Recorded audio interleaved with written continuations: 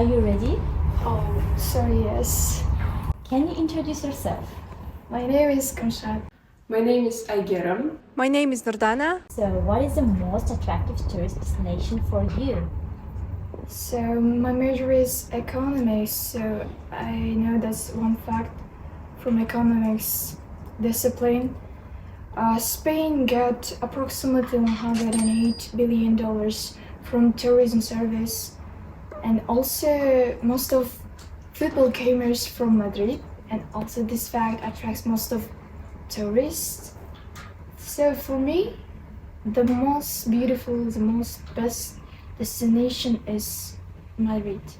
And since my major is languages, I'm currently studying French because I really like French culture and fashion and Paris in general. So yeah, for me, Paris is the best tourist city. My major is architecture. I love European countries, but I can choose particularly only one.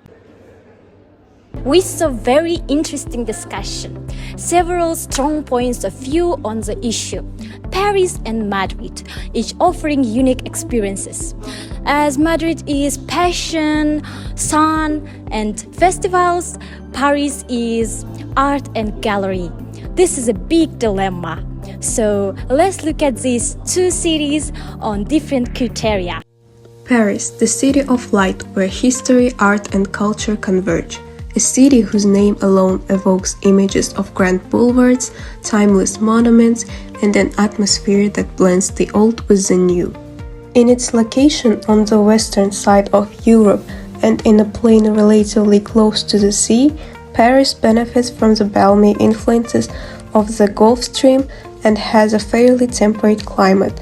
The weather can be very changeable, however, especially in winter and spring when the wind can be sharp and cold. No matter how much time you spend in Paris, there will always be more to learn. Paris has been an important center of politics, commerce, art, music, revolution, and war throughout the world for hundreds and hundreds of years. Paris' ancient walls and streets hold infinite stories of love, drama, and the human experience. You will find endless different styles of architecture and cultures such as living monuments. History is around every corner and under every cobblestone in Paris, from the most important tourist attractions to the old cafe on the corner. And now let's move on to the major attractions and entertainment in Paris.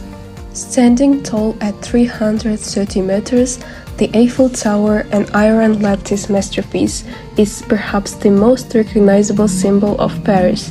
Originally built for the 1889 World's Fair, it has since become the heart of the city, drawing millions each year to admire its panoramic views. By day it casts a majestic silhouette against the skyline, by night it dazzles with a spectacle of lights, embodying the magic of Paris itself.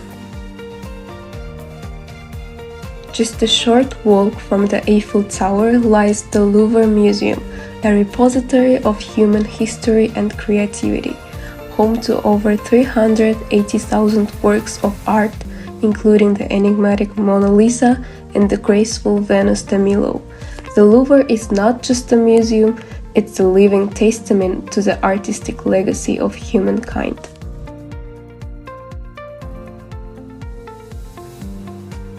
In the Latin Quarter, the intellectual pulse of Paris beats strong. Here, the winding streets are filled with bookstores, cafes, and the energy of students from the nearby Sorbonne University. Just a short stroll away, the Luxembourg Gardens offer a tranquil escape, with meticulously manicured lawns, fountains, and statues, an oasis of peace in the midst of the bustling city. And now let's move on to the transportation, accessibility, and infrastructure of Paris.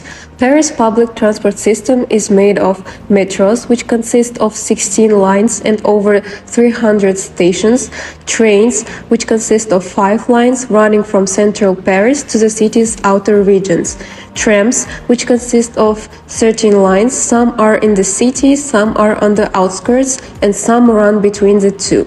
And buses, around 60 different roads in the city and almost 300 more roads operating in and around the outskirts. Next is accommodation and travel costs. Paris caters to every type of traveler. Budget options include cozy hotels and beauty hotels, while luxury seekers can enjoy opulent stays at landmarks like the Ritz or Hotel de Grillen. For budget-conscious tourists, daily expenses can range from 100 to 200 euros, while luxury travelers may spend 500 euros or more per day. Transportation is affordable and eco-friendly with options like the Velib bike-sharing system and multi-day metro passes for navigating the city. No visit to Paris is complete without indulging in its legendary cuisine. From freshly baked croissants and baguettes to classic dishes like escargots, coq au vin, and beef bourguignon, the city culinary scene offers endless delights.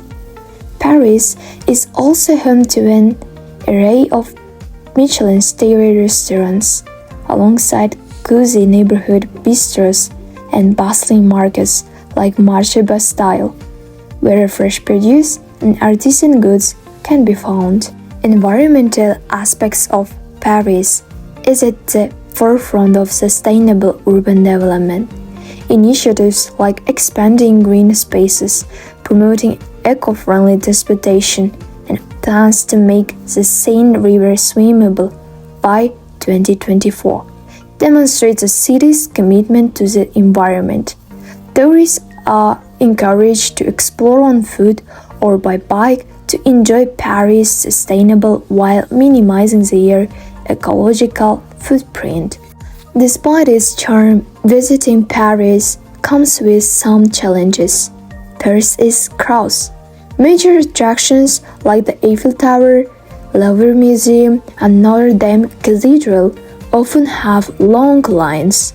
And second is language barriers. While many Parisians speak English, learning a few French phrases can greatly enhance the experience. About safety, Paris is generally safe, but visitors should stay vigilant against pickpocketing. Let's start by examining the geography and the location of the city. Madrid is situated in the center of Spain and is located on a high plateau surrounded by mountains. The satellite image reveals a city that is densely populated with a mix of residential and commercial areas. Moving on the urban landscape, we can see a mix of historic and modern architecture. Spain can roughly be divided into three climate zones: oceanic, Mediterranean, and continental. Mediterranean climate zone has a warm summers and short mild winters. The Mediterranean climate zone is known for around 300 to 320 sunshine days a year. Many consider it to be the softest climate zone in Spain. Experience a piece of Egypt right in the heart of Madrid. Templo de Debod is an actual over 2,000 years old. Temple relocated from Egypt, originally a shrine built to worship the Egyptian god Amun. The temple was a gift of gratitude by the Egyptian government to Spanish in 1968. After the UNESCO's efforts to help save several monuments and archaeological sites from being destroyed while constructing the Aswan High Dam on the Nile River. A visit to Palace Royal will take you on a journey through Spanish royal history.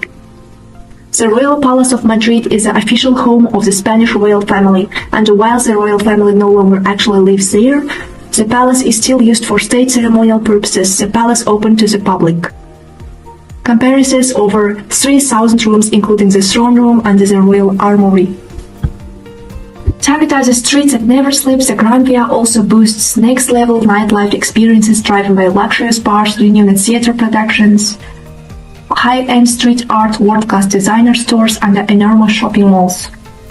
You will hardly run out of options in Gran Via with the numerous stores by popular fashion brands such as Zara, Mango, Primark, and high-end boutiques. Besides shopping, visitors can also watch theater and the musical shows. Transportation accessibility and infrastructure in Madrid city. Madrid has one of the best public transit systems in the world. The metro area has nearly 6.8 million people. They are served by 12 metro lines, 10 suburban lines, 3 tram lines, and 200 bus lines. This extensive system, along with the density of both the core and the suburb, means that 34% of trips in the entire metro area are made walking. 25% of all trips in the entire metro area are made through public transit, and the rest, roughly 39%, are made through driving. So 69% of all trips made in the entire metro region don't involve cars. Spain offers a broad range of accommodation options to suit all budgets. Budget travelers can book hostels for as low as $22 per night, while mid-range hotels range from $75 to $160 per night, offering comfort and great amenities. For those seeking luxury, high-end hotels can cost upwards of $215 per night, providing a more premium experience. When it comes to traveling within the country, domestic flights between major cities like Madrid and Barcelona typically cost between $55 and $110, depending on the season. If you prefer traveling by train, expect to pay $25 to $65 for a one-way ticket with faster service like high-speed trains, offering a comfortable and scenic route.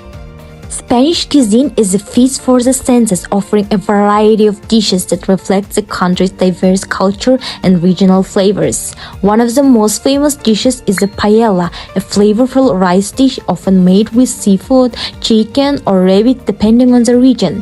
Tapas, small plates of food typically shared with others, allow you to taste an array of Spanish flavors, from olives and cheeses to savory meats and seafood. If you have a sweet tooth, churros, fried dough pastries, often served with a hot chocolate, are must-try, popular for breakfast or as a snack. Spain is also known for its wines, especially from regions like La Rioja, and of course, the refreshing sangria, which blends wine with fruit and spices.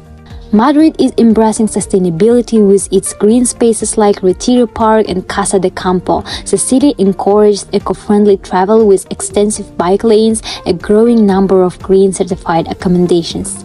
Visitors can explore cultural landmarks like the Prado Museum while supporting sustainable tourism efforts. While Madrid is welcoming, tourist hotspots like Puerta del Sol and Plaza Mayor can be crowded, especially in peak seasons. While many locals in the tourism industry speak English, knowing some basic Spanish phrases like "Donde está?" translated as "where is?" can be helpful. Madrid is generally safe, but as in any major city, keep an eye on your belongings, especially in busy areas or on public transport.